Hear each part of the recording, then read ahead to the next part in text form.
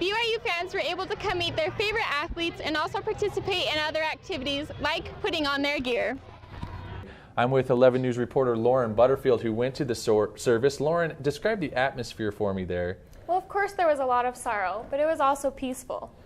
You could feel the love and admiration that the people have for Cody Taus, and the family says it's really helped him get through this hard time.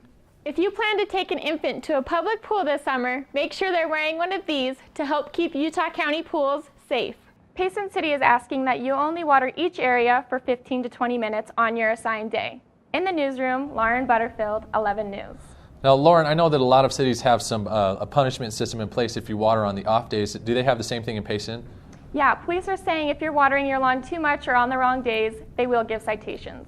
Great. Thanks, Lauren. A new statue is being unveiled in honor of these cowboys who are at the heart of this community. Lauren, I know that funerals and losing a loved one can be hard. What is the family doing to cope? They say they found a lot of joy by being able to read his blog. In his last post, he quoted Winnie the Pooh, and it says, "If there ever comes a day where we can't be together, keep me in your heart, and I'll stay there forever." Wow, The search for 22-year-old BYU student Tyler Mail from northern Colorado began Tuesday morning. Emotions ran high as friends and family heard Mail had not yet returned home from his hike. Hopefully we find him soon. Hopefully he's up there. Police and fire officials closed the trail around 1 p.m. on Tuesday so authorities could search the rugged trails. As he was seen at about 11:30 on Saturday morning, he had a camel pack and he was heading up the trail to the Y. As you know, these mountains are pretty rugged. There's all kinds of cliffs up there, all kinds of things that can go wrong. So yeah, we are concerned at this point. Augustus says they have helicopters transporting teams of Provo Search and Rescue and mountain rescue teams to the top of the mountain. No sightings of Mel have occurred, but friends and family say they thought he went on a hike in that area. He was talking with a girl in our ward, just like, "You want to come hike the Y with me? If not, I'm going to go a little bit higher." So that's all I know. Tyler's friends and family say that he is an experienced hiker and loves the outdoors. Tyler's dad called in Tuesday morning for help and says he didn't call sooner because he didn't think anything was wrong until their son failed to answer calls after 3 days. Augustus says authorities will continue to look for him. BYU fans usually have to travel to see their favorite Cougars, but this year, athletes and coaches brought the fun to fans across Utah. Tyler Haws is a fan favorite. Kids and parents say he is a positive role model. There's lots of kids that look up to any athlete as a role model, and you got to be on good behavior and doing what's right, because those kids look up to you.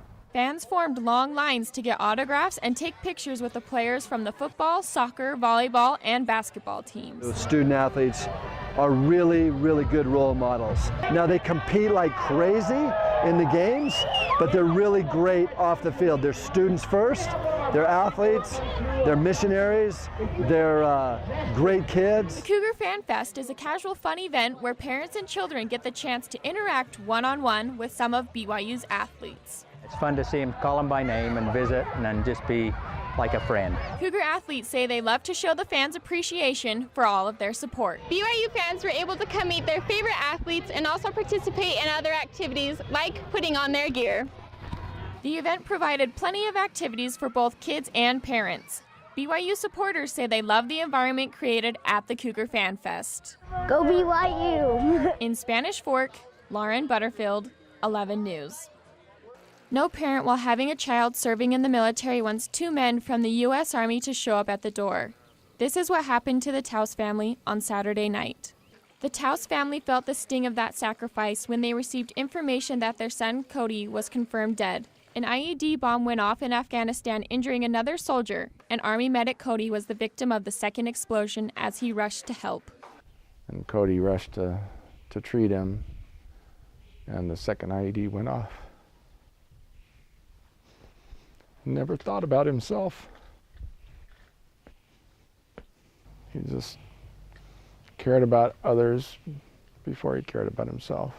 Cody accomplished many things at a young age. He became a firefighter and an EMT by the age of 18. His friends and family say that he had a strong desire to serve those around him. He loved America, and he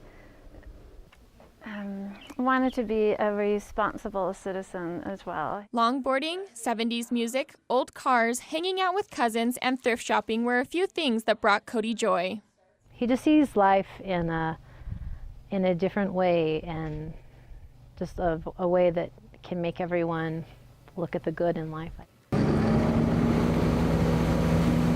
No one would expect a fun day on the lake to end in tragedy, but the U.S. Coast Guard says it happens more often than you think.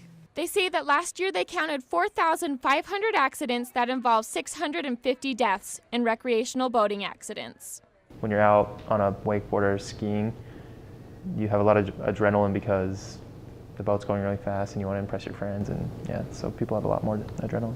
Rangers say they want people to enjoy their time on the water while boating, but encourage them to follow the safety guidelines. Some of the cautions include breathing in carbon monoxide from engine vents, which can lead to death. Basic boating stuff.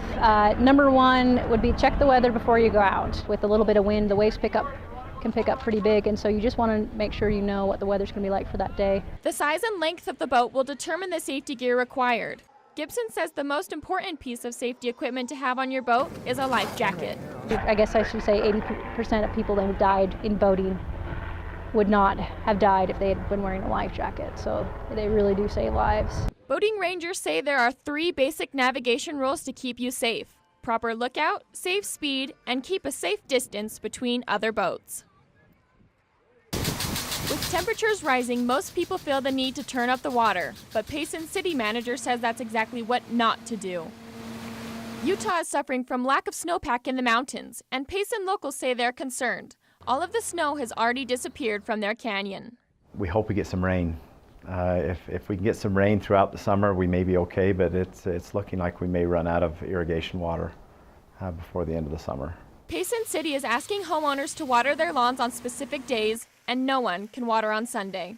These new regulations will give the town system time to recover. Payson's water superintendent says the city plans to cut back on water at cemeteries and recreational parks. The free and easy water is gone, and now we're into the more tighten your belt, and it's kind of expensive. And we don't want to just keep going. We will run out if we keep going at the rates that we are.